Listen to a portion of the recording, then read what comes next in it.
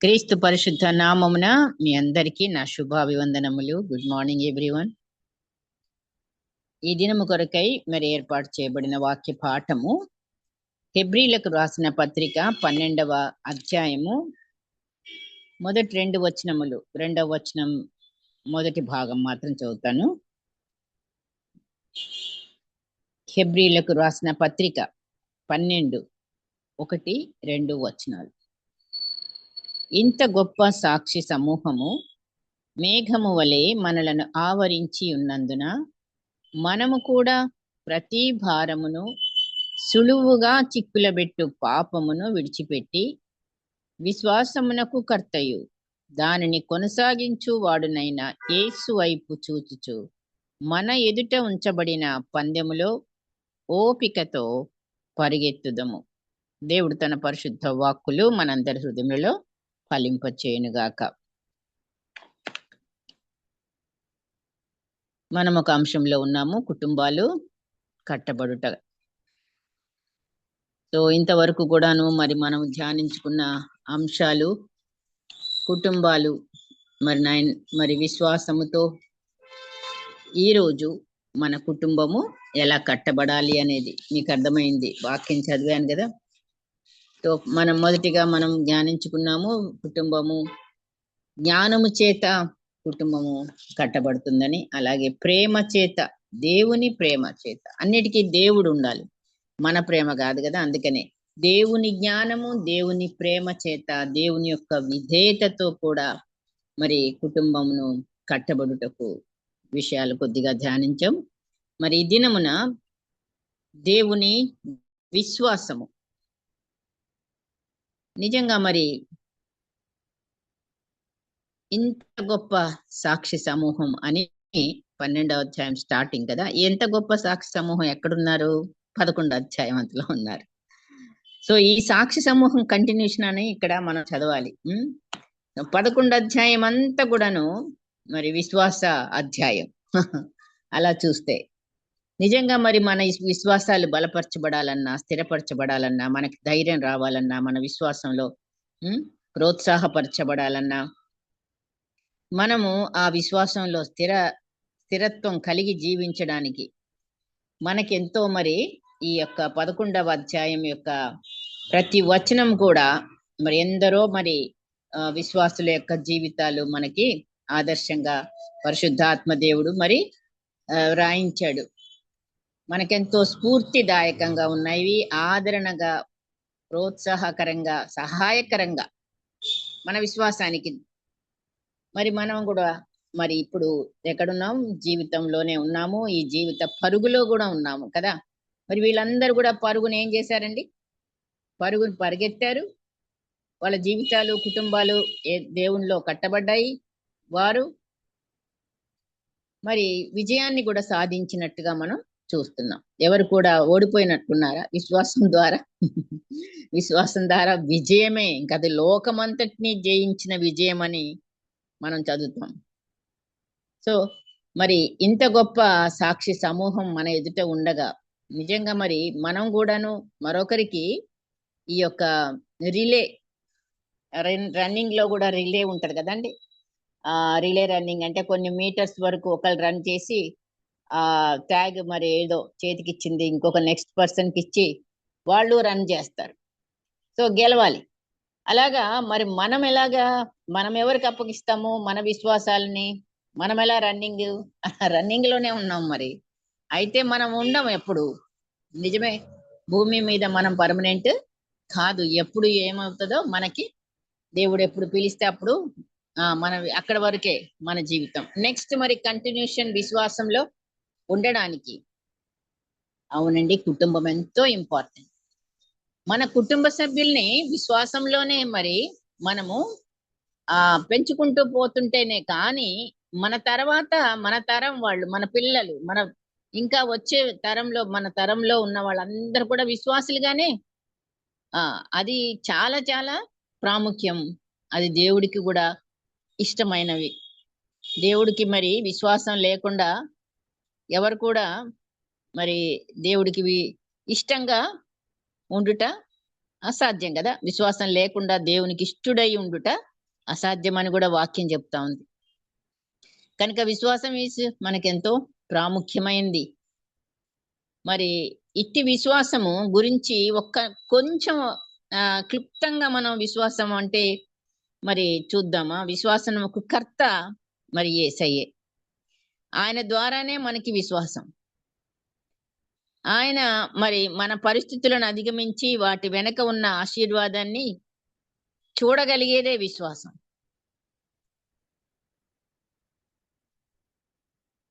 ఆ ద్వారా మరి విజయం మనకి దక్కుతుంది అనే నమ్మకమే విశ్వాసం.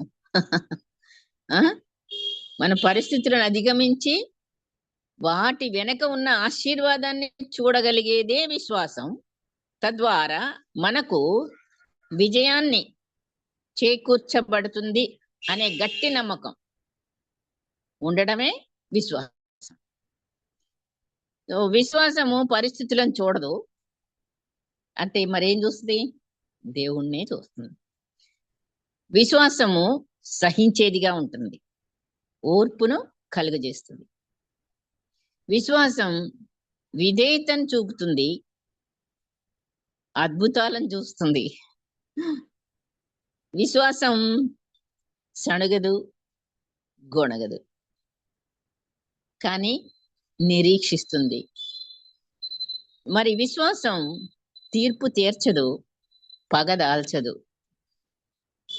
విశ్వాసం భయపడదు, పారిపోదు, నిలబడుతుంది. అంటే ఇప్పుడు మనకి మన పరిస్థితుల్లో అన్నమాట. మరి విశ్వాసంగా నీకు నాకు ఉంటే ఇప్పుడు అట్లా చెప్తున్నానా, మరి మీరు సెంటెన్సెస్ మీరు చూసుకోవాలి. అది ఏ పరిస్థితుల్లో కూడా ఇవన్నీ చెప్పడం కంటే ఇలా షార్ట్ కట్ లో మీకు విశ్వాసం అంటే డెఫినేషన్ లాగా ఒక్కొక్క కోణంలో మనకి విశ్వాసం అంటే ఎలాగుంటది అనేది మనం చూస్తున్నాం. విశ్వాసం అంటే కేవలం ఒక్క నమ్మకమే కాదు. మరి ఇవన్నీ ఈ రీతులుగా విశ్వాసం మనలో ఉంటే మనకు భయం ఉండదు. మరి మనకొచ్చే డైలీ సమస్యల్లో కానీ లేకపోతే సంఘటనల్లో మరి శ్రమల్లో ఏమనిపిస్తుంది అంటే చచ్చిపోవాలనిపిస్తుంది, అయితే పారిపోవాలనిపిస్తుంది కదా మామూలుగా. సో అక్కడ మన విశ్వాసం ఏం చేస్తుంది? పారిపోనివ్వదు, నిలబెట్టేది అనమాట. సో అది అట్లా మీరు అర్థం చేసుకోవాలి.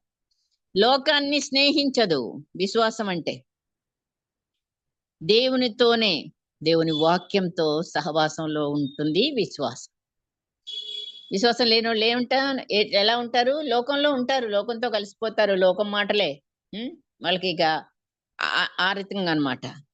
మరి దేవునితో సహవాసంలో ఉండేది విశ్వాసము, వాక్యంలో సహవాసంతో ఉండేది విశ్వాసం. అందుకనే ఇట్లా విశ్వాసము క్రీస్తు కొరకు జీవిస్తుంది. విశ్వాసం హతసాక్షిగా మరణానికి కూడా సిద్ధపడుతుంది కదా. అవును, శిష్యులందరినీ చూసాము. ఇంకా ఎందరో భక్తులు దేవుని కొరకు, క్రీస్తు కొరకు జీవించారు, మరణించారు. హతసాక్షి మరణాలు ఎన్ని ఇంకా జరుగుతున్నాయి కదా ఒక్కొక్క దేశంలో అయితే. మరి మీకు తెలుసు. సో ఆ రకంగా ఎందుకు చచ్చిపోతున్నారు? విశ్వాసం ఉండబట్టి చచ్చిపోతున్నారు. ఆయనని ఎవరైతే క్రీస్తునందు నిల్చుంటారో, జీవిస్తున్నారో, మరి అది విశ్వాసం. సో విశ్వాసము చింతించదు, దేవుని యందు ఆనందిస్తుంది. లోకం గురించి, చింతల గురించి, మనకున్న బాధల గురించి మనం ఎప్పుడు చింతించం. అంతే, దేవుళ్ళో మనం ఉండి విశ్వాసంలో నిలకడగా నించుంటే గనక మనకి చింత లేదు. అందుకనే దేవుడు మనకి ఇచ్చాడు కూడా ఆల్రెడీ. మీరు చింతపడకుడి, మీ చింత యావత్తు నా మీద వేడు. అవును, ఆయన మీద వేసినప్పుడు మనకి చింత లేదా? ఆ ఏసామన్న నమ్మకం మనకు ఉంటే కదా, అదే విశ్వాసం. ఇంకా విశ్వాసం దేవుని ఆజ్ఞలను నెరవేర్చుతుంది, దేవుని దీవెనలు పొందుకుంటుంది. విశ్వాసం ఇంకా ఏం చేస్తుంది? ప్రార్థిస్తుంది. మనలో విశ్వాసం ప్రార్థన, జవాబు పొందుకుంటుంది. ఒకవేళ జవాబు రాకపోయినా ప్రార్థిస్తానే ఉంటది. అదండి విశ్వాసం. ప్రార్థించి జవాబు రాలేదని ప్రార్థన మానేది విశ్వాసం. విశ్వాసం ఒత్తిడికి గురి కాదు, తొందరపడి స్వనిర్ణయం చేయదు. ఒత్తిడికి గురి, మనకెన్నో ఒత్తిడిలు, పొద్దున్న లేచిన డ్యూటీ తరపున కానీ, ఇంట్లో పిల్లల విషయంలోనే కానీ లేకపోతే ఆర్థిక విషయంలో ఏదో ఒక ఒత్తిడి అనేది లేకుండా ఎవరు లేము. రోగాలు లేకపోతే ఇంకా మరొకటి. అయితే మనం టెన్షన్ ఫీల్ అవుతామే, అక్కడ విశ్వాసం అక్కడికి ఆగిపోయినట్టు. టెన్షన్ లేకుండా, ఒత్తిడికి గురి కాకుండా మనం ఉన్నప్పుడు తొందరపడి విశ్వాసం ఏం చేస్తుంది? నిర్ణయాలు తీసుకోదు, తొందరపడదు. విశ్వాసము మేలే చేస్తుంది, కీడును జయిస్తుంది. ఇంకా విశ్వాసము పరీక్షకు నిలుస్తుంది. పరీక్షలు వస్తాయి. ఆ పరీక్షలు మామూలు పరీక్షలు కాదు. ఏదో చదువుకున్నప్పుడు కొంత ఏజ్ వరకు చదువులు ఉంటాయి, పరీక్షలు ఉంటాయి ఈ లోకంలో కదండి. మరి జీవితంలోనో పరీక్షలు ఎప్పటి వరకు ఉంటాయి? ఎప్పటి వరకన్నా ఉండొచ్చు. దేవుడు ఎప్పుడైనా పరీక్ష పెడతాడు. వృద్ధాప్యంకి వచ్చారని పరీక్షలు ఉండవా? ఖచ్చితంగా ఉంటాయి. శోధించి పరీక్షలు పెట్టి అక్కడ కూడా విజయాన్ని ఇచ్చి, మరి మనం ఎగ్జాంపుల్, నేను ఈ మాట చెప్తున్నప్పుడు మీకు అర్థమైపోయింది ఎవరది. పరీక్షకు గురైన వ్యక్తి 100 సంవత్సరాల పైన అయిన వ్యక్తికి కూడా పరీక్ష పెట్టాడు, పరీక్షలో పాస్ అయ్యాడు ఆ వ్యక్తి, అబ్రహాం గారు. అది కిరీటం పొందుకుంటుందండి. పరీక్ష పాస్ అయి నిలుస్తుంది, ప్లస్ కిరీటం పొందుకుంటుంది. విశ్వాసం తగ్గించుకుంటుంది, అద్భుతాలు చూస్తుంది. విశ్వాసము వాక్యమును విని నమ్ముతుంది, రక్షణ కలుగజేస్తుంది. విశ్వాసము క్రియలతో కూడినది అయి ఉంటుంది. క్రియలు లేకపోతే మరేది మృతమైంది కదా. అందుకనే క్రియలతో కూడినది అయి ఉంటుంది, నీతిని కలుగజేస్తుంది. ఇంకా విశ్వాసం అబద్ధం ఆడదు, సత్యమే పలుకుతుంది. ఇంకా విశ్వాసము లోకం తట్టు, మనుషుల తట్టు చూడదు, మరి పైకి చూస్తుంది. అంటే దేవుణ్ణే చూసేది విశ్వాసం.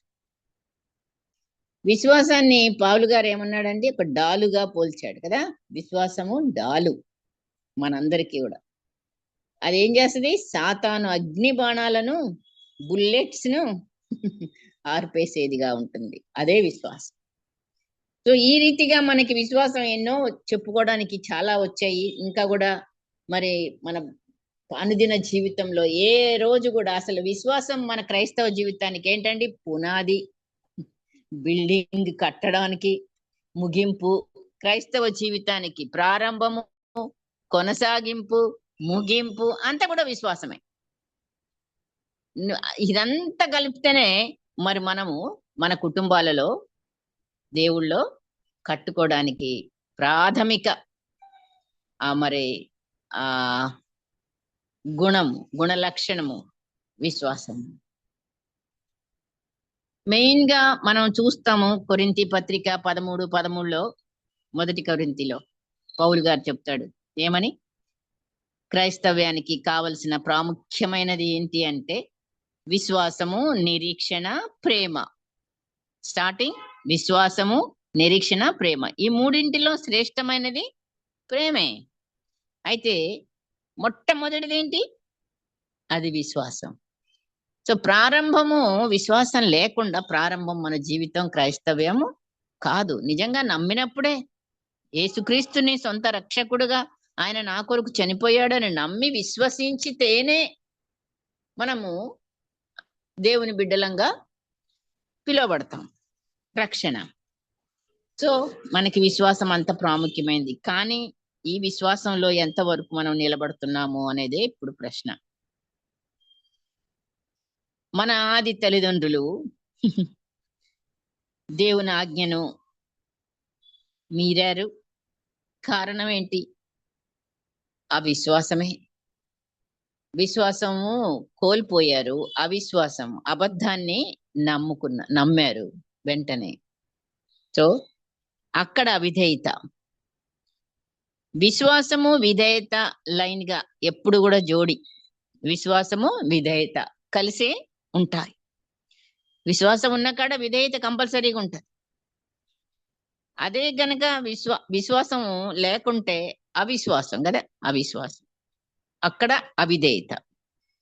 సో ఇక్కడ మనం చూస్తున్నాము మరి సాతానుడు ఎప్పుడు మనం వెంట ఉంటానే ఉంటాడు. ఎంత విశ్వాసంగా ఉందామన్నా గానీ బలహీనపరచడానికి, విశ్వాసం నుంచి పడగొట్టడానికి, మనకి ఆ టైంకి మనకి ఆ శోధనను తీసుకొచ్చేటానికి రెడీగా సాతానుడు ఉంటానే ఉంటాడు. మరి ఆ మొట్టమొదటి ఫ్యామిలీలోనే మరి సాతానుడు కలుగజేసుకున్నాడు. అక్కడికే వచ్చాడు ఏదైనా తోటలోనికి. మన దగ్గర రావడానికి ఎంతో ఈజీ కదా, లోకమంతా వాందేనా, లోకానికి అధికారే. ఇంక మనము పరదేశంలో కొన్ని రోజులు కనపడతాం, కొన్ని రోజులు దేవుడి దగ్గరికి వెళ్ళిపోవాల్సి ఉంటది.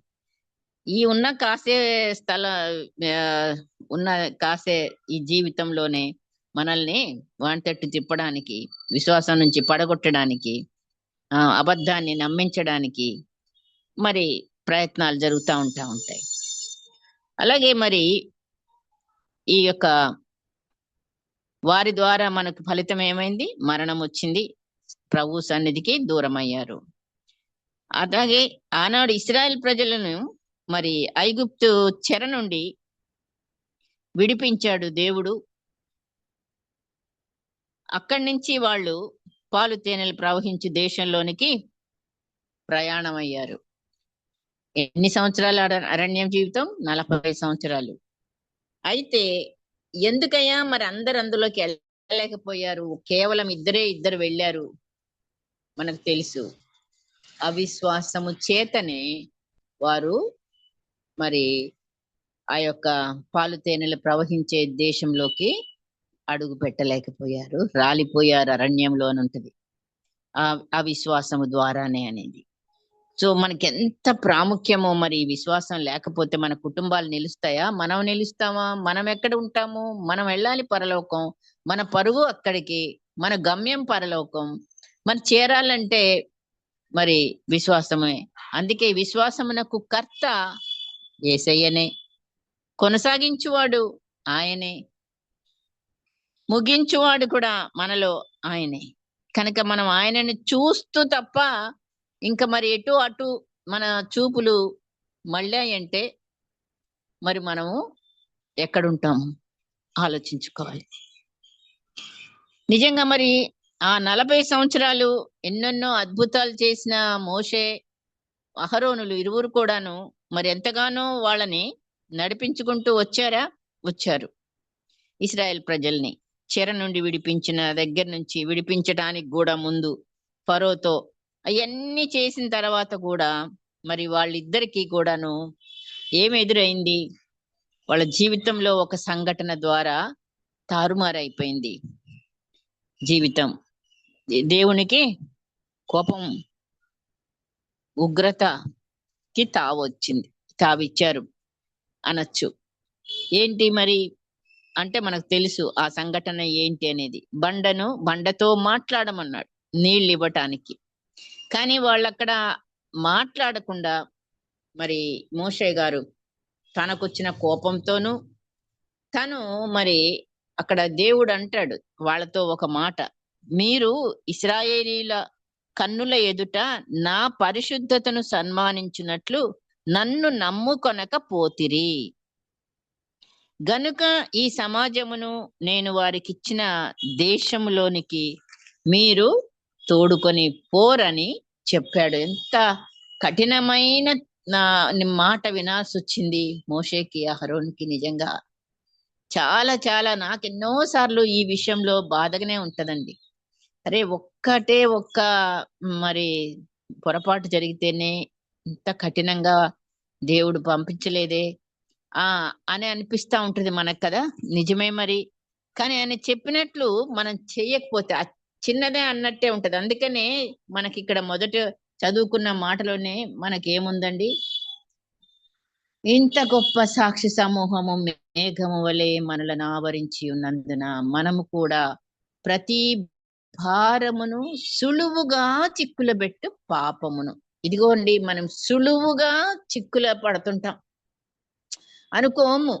చిన్నదే కదా, చిన్న మాటే కదా, చిన్న మరి ఈ దానికేనా అనే ఒకటి మనలో అనిపిస్తా ఉంటది.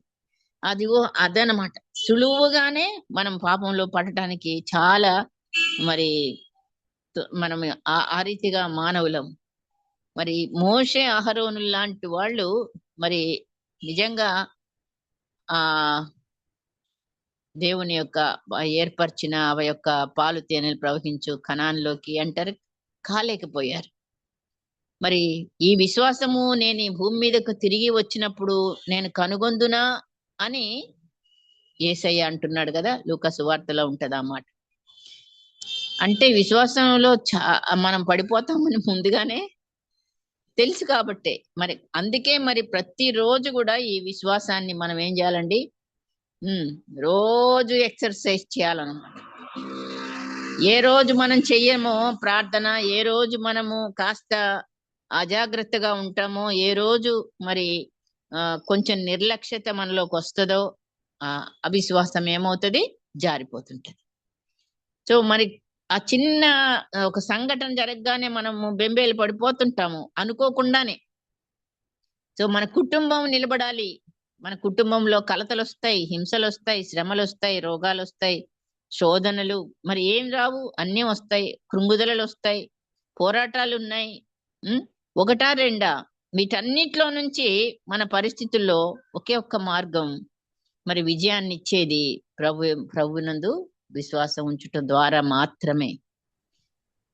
అందుకే ఆ విశ్వాసాన్ని మరి పొందుకున్న అబ్రహాము మరి నిలబడగలిగాడు. అబ్రహాము ఎలా అయ్యాడు విశ్వాసులకు తండ్రి అంటే దేవుడి మాట నమ్మెను, అది అతనికి నీతిగా ఎంచబడెను, విధేయుడయ్యెను. వెంటనే విధేయత అండి విశ్వాసం అంటే, వెంటనే విధేయత. ఆలస్యమైన విధేయత అంటే అవిధేయత అంట. సో మనం చేస్తామా చెయ్యమా తర్వాత చేసి ఎప్పుడో చేస్తే కూడా అది అవిధేయత కింద లెక్క. చెప్పిన మాట చెప్పినట్టుగా ఎంత మరి వయసులో ఉండి కూడా 90 ఏళ్ల సమయంలో మరి ఆయన సున్నతి కార్యక్రమం దేవుడు ఆజ్ఞాపిస్తే ఇమీడియట్ గా మరి అది చేయడం జరిగింది వెంటనే. సో ఆయన ఎంతగా మరి ఆ యొక్క మరి విధేయతతో మరి విశ్వాసంతో ఉన్నాడు. అందుకే ఆయన విశ్వాసులకు తండ్రిగా. మరి ఎన్ని పరీక్షలు ఆయన పొందిన పరీక్షలు చూస్తే మామూలా? మరి ఆయన వయసు ఎంత అప్పుడు, మరి కుమారుడు వయసు సుమారు 14-15 ఏళ్ళు వచ్చినాక ఇస్సాకు నీవు అడుగుతాడు. మరి 100 ఏళ్ళప్పుడే కన్నాడు. మరి ఆ అబ్బాయికి ఎన్ని ఏళ్ళు వచ్చినాయి, 15 ఏళ్ళన్నా వచ్చిండొచ్చు. ఆ టైంలో ఇతనికి 115 ఏళ్ల వయసులో ఆయనకి గొప్ప పరీక్ష. అంతే, నువ్వు మిక్కిలిగా ప్రేమించే నీ కొడుకుని నాకు కావాలి అని అడిగినప్పుడు ఆయన అది కూడా వెంటనే తీసుకెళ్లి సమర్పించడానికి, బలి ఇవ్వడానికి. అది మామూలు కాదు. ఇవ్వటం అంటే నేను తీసుకుంటున్నా అంటే అది వేరు. ఏదో చనిపోయాడు ఏడుస్తారు, కాసేపు కూర్చుంటారు. కానీ అట్లా కాదు కదా, చేతులతో కత్తి పెట్టి బలి ఇవ్వాలంటే అది ఎంత కష్టం అండి. అసలు మనకెంతో ఈజీగా చదివేస్తాం వాక్యం, కానీ ఒక్కసారి ఆ పొజిషన్ లో మనమే మన పిల్లల్ని ఊహించుకుంటే మనం చెయ్యగలమా? మనము ఆ విశ్వాసం దాకా రావాలని దేవుని యొక్క ఇష్టం. మరి అలా రావడానికి ఒక వ్యక్తి చేశాడు, ఒక మానవుడు. అంటే అందరు మానవులు కూడా చెయ్యగలిగేదే. అంటే అంతగా నువ్వు దేవుణ్ణి నువ్వు ప్రేమించాలి, నమ్మాలి, ఆయన కొరకే జీవించాలి. అప్పుడే గాని ఇది నా కొడుకు కాదు అనుకోవాలి. ఇప్పుడు మనకి పిల్లలు ఇచ్చారు దేవుడు కదా, వాళ్ళు మీ పిల్లలని మనం ఏదో పెద్ద పెత్తనం చేయడానికి, వాళ్ళని రూల్ చేయడానికి నేను ఎవరు అనుకుంటున్నావు, నేను తల్లిని, నేను తండ్రిని అని. దేవుడు వాళ్ళని దేవుడు బిడ్డలు వాళ్ళు. వాళ్ళ కొరకు మనల్ని పెట్టి మనకు ఒక పరీక్షగా మనకి జీతం ఇస్తూ ఆయన పోషించు. ఇప్పుడు మోషేని ఎలాగైతే వాళ్ళ తల్లే పోషించింది, పెంచింది, జీతం తీసుకొని మరి అగో ఆ రీతిగానే అందరం కూడా లోకంలో దేవుని బిడ్డలమే. మనం ఎవరం కూడా సొంతంగా మనదేమీ లేదు. భూమి మన సొంతం కాదు, ఏది మన సొంతం కాదు. మన పేర్లు పెట్టుకుంటాం ఉన్నన్నాళ్ళు, ఆ తర్వాత భూమి ఆయనది అంటున్నాడు. అట్లాగే అంత మొత్తం ఆయనదే, మనం ఆయన వారమే. నేను అంటానికి లేదు కదా, నాది అంటానికి కూడా లేదు. కనుకనే జాగ్రత్తగా మరి దేవుడిచ్చిన సంతానాన్ని దేవుని కొరకే పెంచాలి. ఆ బాధ్యత సరిగా ఉండాలి. మరి వాళ్ళ పెంపకంలో ఎక్కడ లోటున్నా మరి వాళ్ళ విశ్వాసంలో నిలబడలేరు. మరి ఇల్లు ఏమవుతది అక్కడ? మరి వాళ్ళ గురించి లెక్క మనం అప్పజెప్పే బిడ్డలం తల్లులుగా, తండ్రులుగా ఉంటాము. అది మర్చిపోకూడదు. వాళ్ళు పెద్దయినా, చిన్నయినా వాళ్ళ కోసం చేయగలిగిందంత చేస్తూ ప్రార్థన, మరి కన్నీటితో ప్రార్థన, ఇవన్నీ కూడాను మనం మర్చిపోయే వారంగా ఉండడానికి వీలు అస్సలే లేదు. మరి అబ్రహాం గారు ఎలాగా మరి స్వతంత్రించుకున్నాడు ఆ వాగ్దానాలన్నీ కూడా అంటే ఓర్మి చేత, అంటే ఓర్పు చేత. హెబ్రీలకు రాసిన పత్రిక 6వ అధ్యాయము 12వ వచనం చదువుతున్నా. 6:12. మీరు మందులు కాక విశ్వాసము చేతను ఓర్పు చేతను వాగ్దానములను స్వతంత్రించుకొను వారిని పోలి నడుచుకొనున్నట్లుగా మీలో ప్రతివాడును మీ నిరీక్షణ పరిపూర్ణమగు నిమిత్తము మీరిది వరకు కనపరిచిన ఆసక్తిని తుద మట్టుకు కనపరచవలనని అపేక్షించుచున్నాము. ఆ రీతిగా మరి అబ్రహాము ఎలాగ ఆశీర్వదించబడ్డాడో కింద మనకు వస్తుంది. ఆయన ఓర్పుతో 15వ వచనం, ఆ మాట నమ్మి అతడు ఓర్పుతో సహించి ఆ వాగ్దాన ఫలము పొందెను. ఓర్పు అవసరం. విశ్వాసం అంటే మరి ఓర్పుతో మనం వాగ్దాన ఫలాన్ని దేవుడు మనకేంటంటే ప్రార్థన చేయగానే జరిగిపోవాల, జవాబు వెంటనే రావాల, శీఘ్రంగా ఫలితాలు తక్షణమే జరిగిపోవాలా అని ఆశిస్తాం. మనకు అసహనం ఎక్కువ. మనం కొద్దిగా ఓర్చుకోము. సంవత్సరం పాటు మనం ఏదైనా ఓర్చుకున్నాము అంటే మరి మన ఇంట్లో ఉన్న వ్యక్తులతోనే అనుకుందాం. మరి అమ్మో నేను 1 సంవత్సరం పాటు ఓర్చుకున్నాను, ఇక నేను ఓర్చుకోను అంతవరకు వచ్చేస్తుంది. 1 సంవత్సరానికే మనకింత ఓర్పు లేనితనం వస్తుంది. మరి ఎన్ని సంవత్సరాలైనా దేవుణ్ణిలో కనిపెడుతూ ఆయనకిచ్చిన వాగ్దానాన్ని మరి సొంతం చేసుకోవడానికి నిజంగా మరి మనం ఆ విశ్వాసం చేత కట్టబడాలి అని అన్నప్పుడు మరి అవిశ్వాసం అనేది అవిధేయతతో దారి తీసేది గనక మరి అనుదినం కూడా మనము మన సహవాసం, కుటుంబ ప్రార్థన, బైబిల్ పఠనము, మరి సంఘ సహవాసము, ఇవి మనల్ని నిలబట్టడానికి విశ్వాసంలో మనకెంతో సాధనాలుగా ఉంటాయి. అబ్రహాము మరి లోతుని వాళ్ళ పని వాళ్ళతో గొడవలు వచ్చినప్పుడు ఏమన్నాడండి? మనం ఇద్దరం కూడా బంధువులం కదా, మరి మనకు కొట్లాట్లు అవి ఉండకూడదు. నీకు ఇష్టమైన భూమిని నువ్వు ఎంచుకో, నువ్వు కుడికి వెళ్తే నేను ఎడమకి వెళ్తా, నువ్వు ఎటు వెళ్తే నువ్వు ముందు తీసుకో, నీకేం కావాలో, ఏ భూమి కావాలో అని అన్నప్పుడు మరి ఆయన తీసుకున్నాడు. లోతు గారు చూసి చాలా బాగుంది అక్కడ అని చెప్పేసి సోదమ గొమొర్రా ప్రదేశాలను ఎంచుకున్నాడు. కానీ దేవుని సేవకుడైన అబ్రహాం మరి ఏం చేశాడు?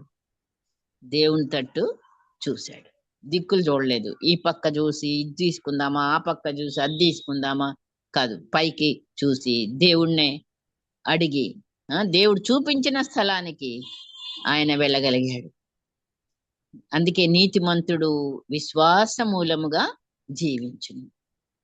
కనుక మనకట్టి విశ్వాసము మనకి ఉండాలంటే మనకెంతో ఓర్పు, ఎంతో మరి యేసువైపు చూసి నడిచినంతసేపు నీళ్ల మీద నడవగలిగాడు పేతురు కదా.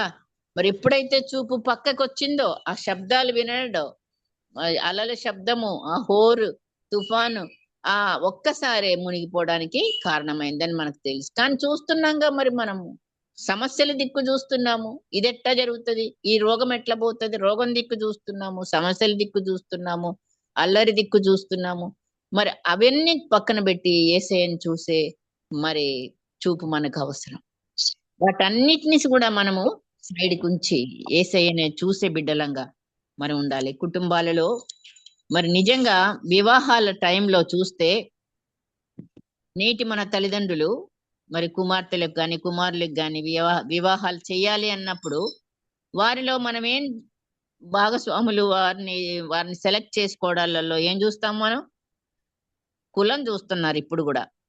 కుటుంబంలో మరి చదువులు, ఉద్యోగాలు, ఆస్తులు, రాబడులు, మరి బాహ్య సౌందర్యం, ఎంత రంగు, ఈ ఎక్స్ట్రా ఎక్స్ట్రా ఇవన్నీ కూడాను మనం పై బాహ్యంగా. అందుకనే దేవుడు మరి మనుషులు బాహ్యాన్ని చూస్తారు, కానీ దేవుడు అంతరంగం పరిశోధించే దేవుడుగా ఆయన చెప్పాడు.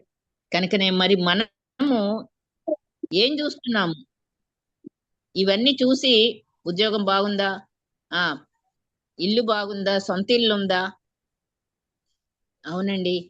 ఇవన్నీ కూడా కొందరు గుర్రములను బట్టి, కొందరు రథములను బట్టి అతిశయపడుదురు. కీర్తనలో ఉంది 20వ అధ్యాయంలో. మరి మనం కూడా అలాగే మన వాహనాలను చూస్తున్నాం. కారు ఉందా, అది ఉందా, ఇది ఉందా, సౌకర్యాలు. దావీదు ఏమన్నాడు? నేను నా వింటిని నమ్ముకొనను, నా కత్తియు నన్ను రక్షింపజాలదు. యుద్ధ వీరుడే, శూరుడే, కానీ ఆయన వాటిని నమ్ముకోవటం లేదు, కానీ దేవుణ్ణి నమ్ముకున్నాడు. కాబట్టి మనకెంత డబ్బున్నా, ఎంత పదవి ఉన్నా, ఎంత చదువు చదివినా, మరి ఎన్ని సంపాదించినా, మరి మనకి ఒక అహం అనేది వీటి ద్వారా మనము వీటి మీద ఆనుకున్నట్టు అవుతాం. మనకు అవి ఉన్నాయి, ఇవి ఉన్నాయి అని చెప్పినప్పుడు మనకి ఎవరున్నారు? దేవుడే ఉన్నాడు. అవి ఎంతకాలం ఉంటాయి? అవన్నీ టెంపరరీయే. అసలు మనమే టెంపరరీ. ఇక మరి అవి అందుకనే కాకపోతే నా కాళ్ళ మీద నేను నించుంటా, ఎవరి మీద ఆధారపడను అనే మనస్తత్వం కూడా ఒక్కొక్కసారి రావచ్చు కదా. అది కూడా తప్పే. నమ్మకం పెట్టుకోవాల్సింది మన మీద, మనం నమ్మకం కూడా పెట్టుకోవడానికి కాదు. కేవలము దేవుని మీదనే విశ్వాసం మనం ఉండాలి అంటే ఆయననే మనం చూసే బిడ్డలంగా కొనసాగాలి. అప్పుడే గాని మనం విశ్వాసంలో మన ఇండ్లు కట్టుకోవడానికి మనకెంతో మేలు. లేకపోతే తిమోతి గారు ఏమంటున్నాడండి?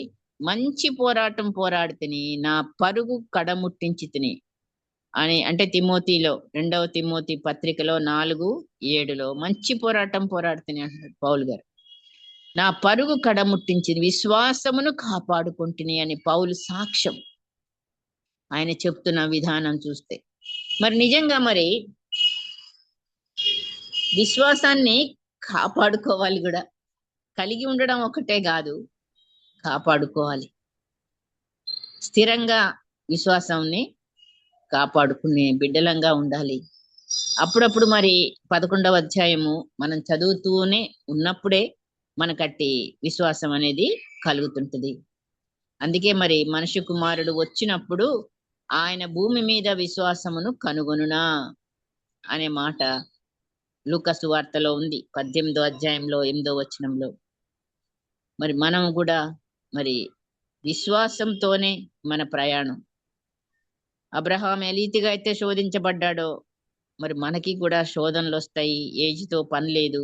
ఇవన్నీ ఎరిగిన బిడ్డలంగా మనం ఉన్నాము. మన కుటుంబము అప్పుడు గాని విశ్వాసం మీద కట్టబడే కుటుంబముగా మనం ఉండడానికి. మరి నోవహుని చూస్తే కూడా మనము అప్పటి వరకు ప్రపంచము ఆదికాండం నుంచి మరి 8 అధ్యాయాల్లో లోపలనే మరి జనాలంతా కూడాను దేవుణ్ణి ఎట్లాగా అంత చెడుతో నిండిపోయి దేవునికి ఇక ఈ సృష్టిని అంతా కూడా నేను నాశనం చేయబోతున్నాను అనుకున్నప్పుడు ఒకే ఒక్క కుటుంబము, ఒకే ఒక్క వ్యక్తి నీతిమంతుడుగా ఆయన దృష్టిలో పడ్డాడు. నిజంగా మరి ఎంత గొప్ప దేవుని దృష్టి పొందిన నోవహు 6వ అధ్యాయం చూస్తే ఆదికాండంలోనే మరి అప్పటి వరకు వచ్చిన ఆ యొక్క జనాలందరినీ కూడా ఆయన ఏం చేశాడు? సమస్తాన్ని కూడా జల ప్రళయంతో ముంచివేసడానికి. మరి అంతవరకు భూమి మీద వర్షం అనేది ఏంటో తెలియదు జనాలకి. అలాగే నోవహు కూడా వర్షం వస్తుంది, ఇట్లా వరదలు వస్తాయి అంటే ఆయనకి ఏంటో కూడా తెలియదు. ఇలాగా నేను ముంచేపోతున్నాను, ఒక ఓడ చేసుకో. అప్పుడు ఆయన ఓడని ఆయన చెప్పిన కొలతలతో చేయడానికి ఆయన దేవుని మాట నమ్మాడు, దేవునికి విధేయుడయ్యాడు. ఆయన కుటుంబము రక్షింపబడడానికి కారకుడయ్యాడు. అంతేనా? ఆయన ద్వారా మళ్ళీ సృష్టి ప్రారంభము, మళ్ళీ భూమి మీద జనాలు రావడం, అంత గొప్ప ఆధిక్యత నోవహ్ గారికి దేవుడు అనుగ్రహించటం మరి కేవలము ఆయన నమ్మినందుకే, ఆయన విధేయత చూపినందుకే. అదేంటో కూడా తెలియదు. వర్షం అంటే తెలియనోడు, మరి వరదలంటే ఏంటో తెలియదు, ఎలా పోతారో కూడా తెలియదు. ఆయన ఓడ ఎప్పుడు చూడలేదు. అసలు అది ఎలా చేయాలో ఆయన చెప్పిన కొలతలతో చెప్పినట్టుగా చేస్తూ మరి వర్షం ఇది మనకి వరదలు వస్తాయంట అని ఒక పక్కన సాక్ష్యం చెప్పుతూనే మనుషులకి మరి ఇదేంటి నువ్వు కడుతున్నావంటే ఎంతో మందికి ఎన్నో సార్లు చెప్పినా గానీ వాళ్ళంతా తీసుకోలేదు. ఆఖరికి ఆ యొక్క ఓడలో తన యొక్క ముగ్గురు కుమారులు, కోడళ్ళు, భార్య, వీరి మట్టికే రక్షింపబడటం చూస్తాం. ఇది స్టోరీ కాదు కదా, ఇది నిజము. మరి అట్లాంటప్పుడు మనం భూమి మీద మన కుటుంబాలు నిలబడటానికి ఒక్కడు నీతిమంతుడు, ఒక్కడు ప్రార్థనాపరుడు, అవును అది నీవే నేనే ఎందుకు అవ్వకూడదు? అట్లాగే మన కుటుంబాలన్నీ కూడాను మరి దేవుని యందు కట్టబడటానికి కావాల్సింది మరి విశ్వాసము, విధేయత కలిగి మనము జీవించడానికి ప్రభువు మనకి, పరిశుద్ధాత్మ దేవుడు మనకి ఎంతో సహాయం చేయనుగాక. ప్రార్థన చేసుకుందాం. పరిశుద్ధుడు అయిన మా తండ్రి, నీ పరిశుద్ధ నామమునికే కృతజ్ఞతాస్తుతులు, స్తోత్రాలు, వందనాలు చెల్లిస్తున్నాం నాయన. నీ కృపలో, నీ దయలో తండ్రి, మీరు మా ఎడల కలిగిన నీ గొప్ప ప్రేమను బట్టి ప్రతి దినం కూడా మీ వాక్యముల ద్వారా నాయన మమ్మల్ని నీ యందు స్థిరముగా, నీ విశ్వాసమందు స్థిరముగా, మా కుటుంబాలను స్థిరముగా నాయనా మరి ఈ లోకంలో నీకు సాక్షులముగా, మాదిరికరమైన బిడ్డలముగా, అనేకులకు మేలుకరమైన బిడ్డలముగా ఉండడానికి నాయన మీరు మమ్మల్ని మరి ప్రభా మీరు రక్షణానందంతో నింపి మీ విశ్వాసమును మాకు అనుగ్రహించి బ్రతికించుతున్నారు. అనుదినం మీరు మాతో మాట్లాడుతున్నారు. వాక్యాలు ఎన్నో మరి నాయన మేము మాకు వినిపిస్తూ నాయన మమ్మల్ని స్థిరపరుస్తున్న దేవా, మరి ఇట్టి విశ్వాసమును తండ్రి మా యొక్క మరి పితరులు ఏ రీతిగా అయితే విశ్వాసములో స్థిరపరచబడి నీకు విధేయులై అయా మరి వారు నీకు హతసాక్షులుగా కూడా అనేక మంది మరి నాయన మరి తమ ప్రాణాలు సమర్పించి ఉన్నారు. ఆ రీతిగా మేము కూడా తండ్రి మాకిచ్చిన ఈ జీవితంలో, మాకిచ్చిన ఈ కుటుంబంలో, మాకిచ్చిన ఈ బాధ్యతలను నీ నామ మహిమార్థమై మేము కొనసాగింప చేయుటకు నాయన మమ్ములను మీ విశ్వాసముతో తండ్రి స్థిరపరచుమని, బలపరచుమని మీరు మరి నాయన మా కుటుంబాలలో తండ్రి ఎక్కడ ఏ లోపం ఉన్నా కానీ విశ్వాసంతో మేము నాయన మరి ఎదుర్కోవడానికి కావాల్సిన శక్తిని మా అందరికి అనుగ్రహిస్తున్నందుకై స్తోత్రాలు చెల్లిస్తూ కనెక్ట్ అయిన బిడ్డలందరినీ నన్ను మమ్ములను మీ కృపాసనం యొద్ద ఎత్తి పట్టుకొనుచు మీ ఆశీర్వాదమునికి అప్పగించుకుంటూ యేసు పరిశుద్ధ నామమున అతి వినయంతో బ్రతిమలాడి వేడుకొంచున్నాము తండ్రి. ఆమెన్.